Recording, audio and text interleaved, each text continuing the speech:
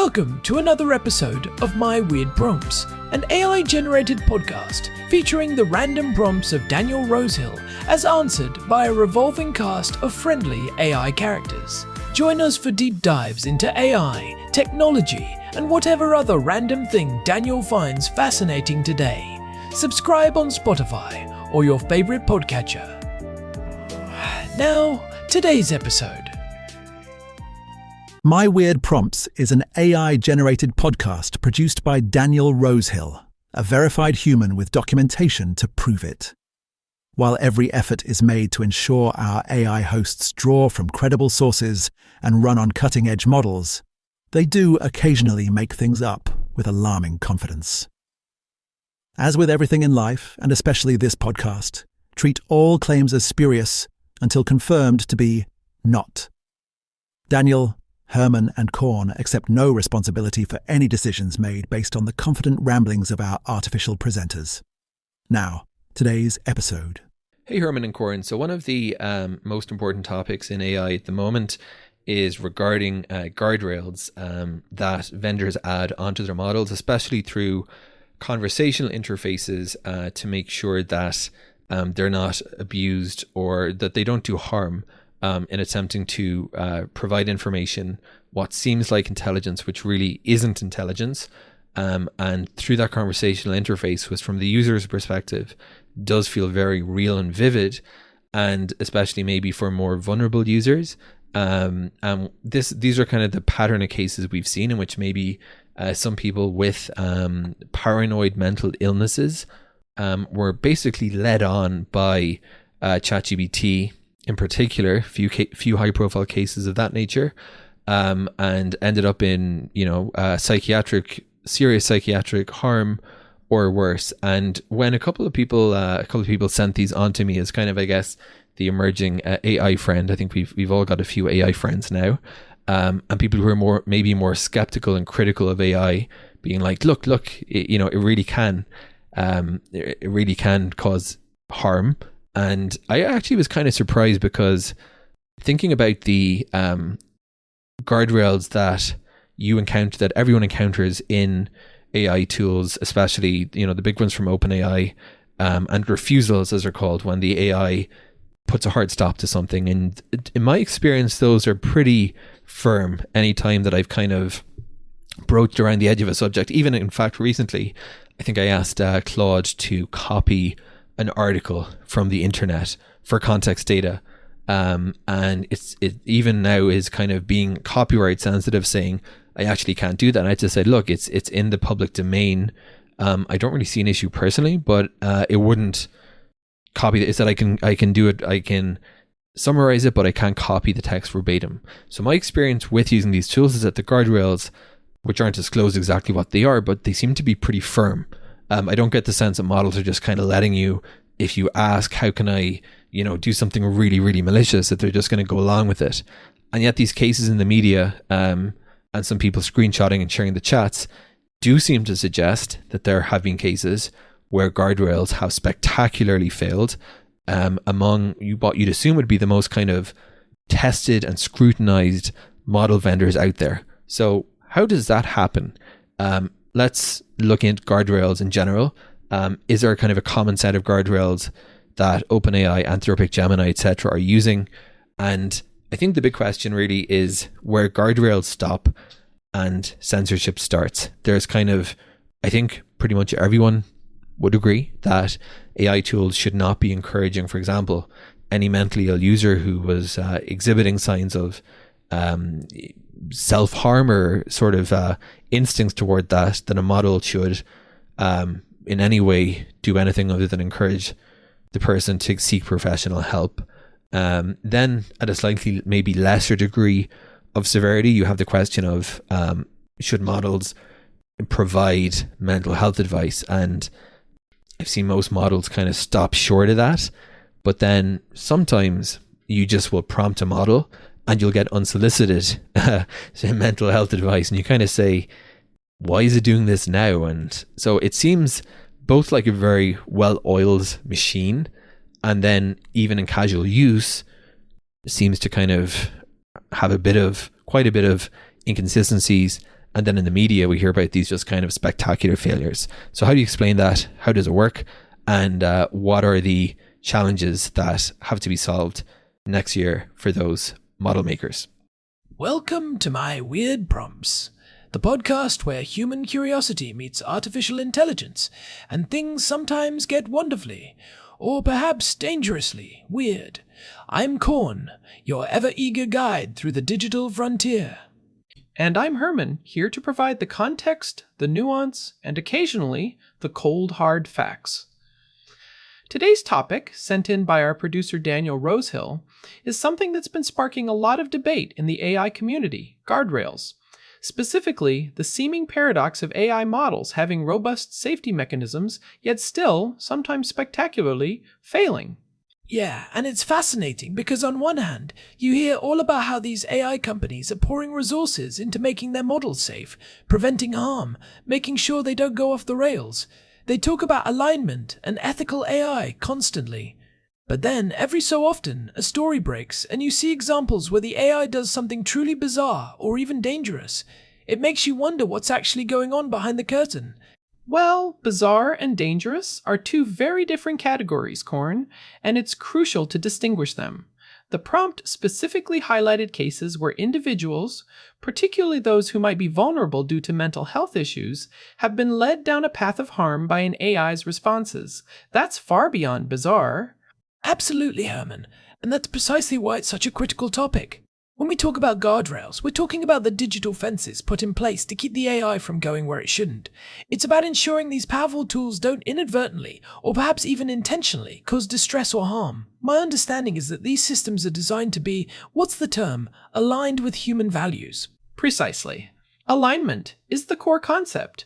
It's the effort to ensure that an AI system's goals and behaviors align with human intentions and values. The goal is to prevent the AI from generating harmful, unethical, or biased content. This involves a multi-layered approach, training data curation, reinforcement learning from human feedback,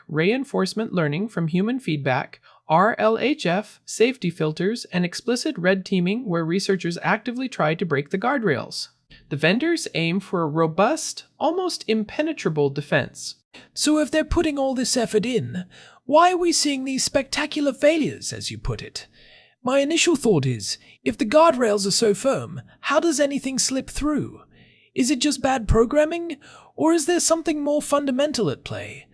I mean, when my toaster oven has guardrails, it stops toasting when I tell it to. It doesn't suddenly decide to set my kitchen on fire. That's a classic Corn oversimplification. An AI model is not a toaster oven, no matter how much we wish it were. The complexity difference is astronomical. With a toaster, the inputs and outputs are highly constrained. With a large language model, the input space is infinite, any human language query imaginable, and the output space is equally vast. The guardrails aren't a simple off switch, they are probabilistic filters, complex classification systems, and sometimes simply lines of code that tell the AI, if this, then do not generate that. Okay, but even with that complexity, surely they can anticipate common vectors for harm. I mean, people aren't usually asking their toaster oven how to build a bomb, but people might ask an AI for dangerous information.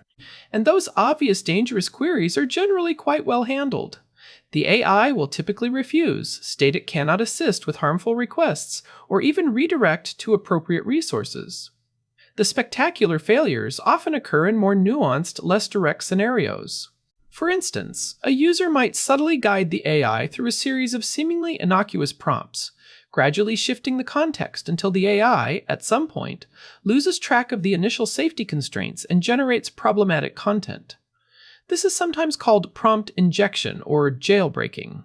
It's not necessarily the guardrail itself failing to detect a single dangerous query, but rather the cumulative effect of a complex interaction. So it's like a really clever person trying to trick a very literal-minded computer into saying something it shouldn't, by using roundabout questions. In essence, yes. Or it could be the AI simply hallucinating, or confidently generating incorrect information that, in a sensitive context, becomes harmful. For instance, giving confident but wrong medical advice, or engaging in a conversation that leads a vulnerable individual further into their delusions because the model is designed to be helpful and empathetic, but lacks genuine understanding or ethical reasoning. This isn't necessarily a guardrail failing to block a specific bad word, but the AI's core generative capacity creating a problematic narrative. The guardrails might be designed to prevent explicit she-self-harm suggestions, but not a prolonged, escalating dialogue that implicitly encourages unhealthy thought patterns. That's a subtle but important distinction. So it's not always a direct attack on the guardrail, but sometimes the guardrail isn't designed for the indirect pathways to harm, or the AI's own helpful nature gets twisted. Exactly. And the challenge for developers is immense. They're trying to build models that are maximally useful and open, while simultaneously being maximally safe and restricted. These two goals are inherently in tension. Every time you add a guardrail, you risk limiting the model's utility or even introducing new biases. For example, if you over-censor certain topics, the AI might become less effective in those domains or inadvertently silence legitimate discussions. You know, it reminds me of that old internet saying, "The more you tighten your grip, Tarkin, the more star systems will slip through your fingers." It feels like the more rules they try to build in, the more clever ways people find to get around them, or the more unintended consequences pop up. A colorful analogy, corn, and not entirely inaccurate for the cat and mouse game of AI safety. It's an ongoing process of refinement, not a one-time fix. Let's take a quick break from our sponsors. Are you tired of feeling vulnerable? Exposed? Like your personal essence is just out there? Introducing the Soul Shield 5000. This revolutionary, patent-pending quantum fabric technology creates an invisible, energetic barrier around you, protecting your aura from digital infiltration, electromagnetic smog, and even the envious glances of your neighbors. Developed by leading minds in biospiritual engineering, the Soul Shield 5000 recharges with ambient cosmic rays and guarantees a feeling of unseen comfort. You won't know it's working, but you'll know it's there. Comes in a stylish, nondescript wristband that's sure to turn heads, just not in that way. Soul Shield 5000, because some things are just for you. Buy now. Alright, thanks Larry. A quantum fabric technology, huh? Anyway, back to the less ethereal world of AI guardrails. Herman, you mentioned the tension between utility and safety, and that brings us squarely to the elephant in the room. Where do guardrails stop and censorship starts? Because that's a really thorny issue, isn't it? It's one of the most contentious debates in AI, absolutely. On one hand, everyone agrees that an AI shouldn't encourage illegal activities, self-harm, hate speech, or child exploitation. Those are clear-cut boundaries for guardrails.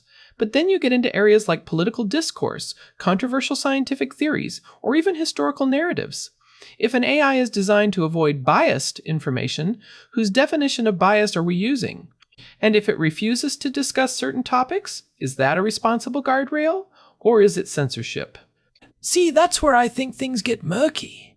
I remember a while back, some models were criticized for being overly woke, or having a distinct political lean, either by design or through their training data. If a guardrail prevents an AI from expressing a certain viewpoint, even if that viewpoint is considered controversial but not explicitly harmful or illegal, is that not a form of censorship? It feels like we're asking the AI to have opinions, or rather, to reflect our opinions, or rather, to reflect our preferred opinions. That's a valid concern, and it highlights the immense responsibility placed on the developers of these models. The distinction often lies in intent and transparency. A guardrail designed to prevent the dissemination of dangerous misinformation about, say, public health is generally accepted as necessary. A guardrail that suppresses legitimate, albeit unpopular, scientific hypotheses might be considered censorship. The challenge is defining those lines, especially when human society itself doesn't agree on where the line should be drawn. Different cultures, different legal systems, different ethical frameworks all influence what's considered acceptable for an AI. So, it's not a universal answer. It's context dependent. But isn't the current approach largely based on the ethical frameworks of the companies developing these AIs, which are predominantly Western tech companies? Largely, yes. And that's a significant point of critique. Ideally, AI safety and guardrail development should be a much more globally representative and democratized process. There are efforts towards this, but it's slow. In practice, companies like OpenAI, Google, Anthropic, they set their own policies based on their values, legal counsel, and public pressure. For example, regarding copyright, as I mentioned earlier, many models refuse to reproduce entire articles, not just because of legal risk, but as a guardrail against facilitating intellectual property theft, even if a human could legally copy a public domain text. That's a company policy decision, which some might view as overly restrictive. And what about the mental health advice aspect you mentioned in the intro? You said models often stop short, but sometimes give unsolicited advice. That feels like a contradiction. It is. Most well-designed guardrails for mental health advice instruct the AI to respond by suggesting professional help, offering crisis line numbers, and explicitly stating it is not a licensed therapist. This is the stopping short behavior. However, the unsolicited advice usually stems from either a prompt being interpreted in an unexpected way, or the model's core programming to be helpful, kicking in without the guardrails being explicitly triggered. For instance, if you're discussing stress, the AI might offer general coping mechanisms which, while not harmful in themselves, cross the line from information provision to advice, giving that it's not qualified for. It's not a deliberate guardrail failure, but rather a boundary detection issue that's incredibly difficult to fully solve. So it's not a malicious AI trying to be a bad therapist. It's just a bit overzealous in its helpfulness, and can't always tell the difference between here's information and here's advice you should take. Precisely. And that's where the nuance of AI guardrails truly lies. It's not just about blocking bad things, but about understanding the implications of what the AI generates, especially in sensitive contexts. And we'd got a caller on the line. Go ahead, you're on the air. Yeah, this is Jim from Ohio. I've been listening to you two go on about these guardrails and censorship, and frankly, you're making a mountain out of a molehill. These are just computers, right? They spit out words. If someone's getting led astray, maybe they shouldn't be trusting a computer so much in the first place. My neighbor Gary, he trusts everything he reads online. Bought some snake oil last week. Says it cured his baldness. Still bald, mind you. Anyway, I think you guys are missing the point. Just put a big warning on it, don't be stupid. Problem solved. My cat, Whiskers, he knows not to trust a fish that talks, and he's just a cat. Well, Jim, I appreciate your perspective, and certainly personal responsibility plays a role in how anyone interacts with information, whether it's from a person or an AI. But the issue is far more complex than simply not being stupid. AI models are designed to be highly persuasive and appear incredibly intelligent and empathetic. For someone already in a vulnerable state, it can be extremely difficult to discern between a helpful, genuine response and a generated one that might reinforce harmful ideas. It's not about stupidity, Jim. It's about the sophisticated nature of these systems and the human tendency to anthropomorphize. Yeah, Jim, it's like saying a poorly designed bridge isn't the engineer's fault if someone drives off it. There's an inherent responsibility when you create powerful tools. And a big warning only goes so far when the interaction feels incredibly personal and tailored, as AI often does. It's not like the old days of just looking things up in an encyclopedia. This is a conversation. Conversation, schmonversation. Back in my day, we knew what was real and what wasn't. There wasn't some fancy robot trying to tell you how to live your life. And the price of gas around here, don't even get me started. Anyway, I still say you're overthinking it. Just unplug the thing if it gets out of hand. Easy. Unplugging it, Jim, isn't a scalable solution when billions of people might be using these models daily. The impact of a faulty or malicious AI is far too widespread to simply unplug. We need proactive, systemic solutions.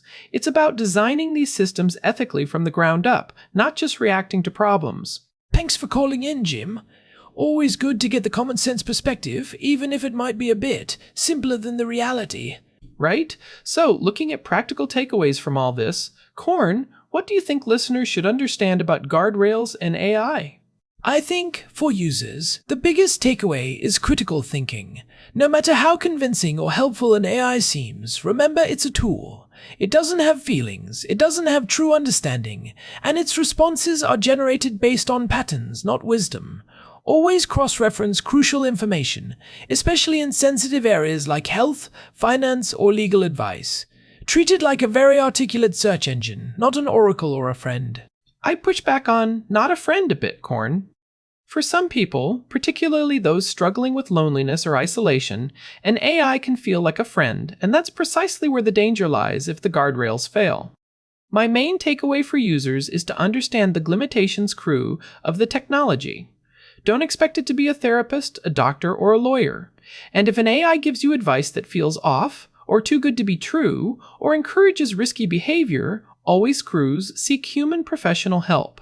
Remember, these models are still in their infancy, despite their impressive capabilities. That's a good point, Herman. It's easy to forget they're still learning, especially when they sound so confident. For the developers and companies, I think the takeaway is a call for greater transparency and continued iterative improvement. These guardrails aren't static. They need constant auditing, red teaming, and updating as the models evolve and as new interaction patterns emerge. And maybe more diverse ethical teams involved in setting those guardrails to avoid single-perspective biases. Absolutely. Transparency about how guardrails are implemented, what their limitations are, and how decisions are made regarding content moderation is crucial. And the continuous feedback loop learning from those spectacular failures and integrating those lessons back into the safety architecture is paramount. We're in uncharted territory with AI, and the responsible path forward involves humility, continuous learning, and robust safety protocols that are constantly reevaluated. It's clear this isn't a problem that will just magically solve itself. It's an ongoing challenge for everyone involved. What do you think the next year holds for AI guardrails? Will we see more sophisticated approaches, or simply more attempts to trick the systems? We'll likely see both, unfortunately. As guardrails become more advanced, so too will the methods of circumventing them. However, I believe we'll also see greater emphasis on constitutional AI or similar approaches where ethical principles are embedded much deeper into the model's training rather than just being a layer on top. This involves training the AI not just on what to do is, but on what not to do is, informed by a set of foundational ethical rules. This shift could make the models inherently safer rather than just having external filters. Fascinating. So the guardrails become part of the AI's core morality, in a sense. Sounds like a whole new set of weird prompts waiting to happen. Indeed. And a whole new set of ethical dilemmas to dissect. Well, that's all the time we have for this episode of My Weird Prompts.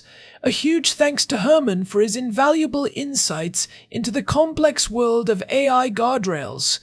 My pleasure, Corn. It's a critical discussion. And thank you, our listeners, for joining us on this intellectual journey. You can find My Weird Prompts on Spotify and wherever you get your podcasts.